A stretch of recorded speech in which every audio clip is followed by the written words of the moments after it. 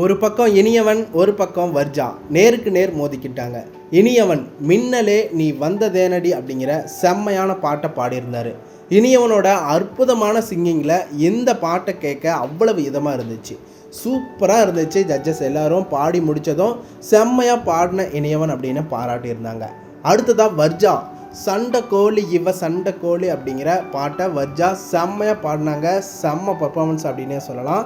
இந்த ரெண்டு பர்ஃபார்மன்ஸுமே அவ்வளவு பர்ஃபெக்டாக இருந்துச்சு. யாரை செலக்ட் பண்ண போகிறாங்க அப்படிங்கிற பயம் இருந்துச்சு. ஜட்ஜஸ் எல்லாரும் அவங்களே ஷாக்காயிட்டாங்க. ஏன்னா இவங்க ரெண்டு பேருமே அவ்வளவு சூப்பராக பாடிட்டாங்க. யாரை செலக்ட் பண்ணுறதுன்னு அவங்களுக்கே தெரியல அப்படிங்கிற மாதிரி சொன்னாங்க. செம்ம பரபரப்பாக விறுவிறுப்பாக இருந்துச்சு.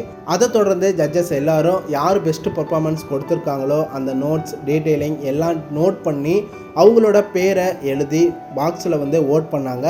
கடைசியாக அந்த ஓட் லிஸ்ட்டை எடுத்து பார்க்கும்போது யாருக்கு அதிக வாக்கு கிடச்சிருந்துச்சு அப்படின்னு பார்த்தா வர்ஜா தான் அதிக வாக்கு வாங்கினாங்க. வர்ஜா வின் பண்ணிட்டாங்க. செம்ம ஹாப்பி, எனக்கு ரொம்ப.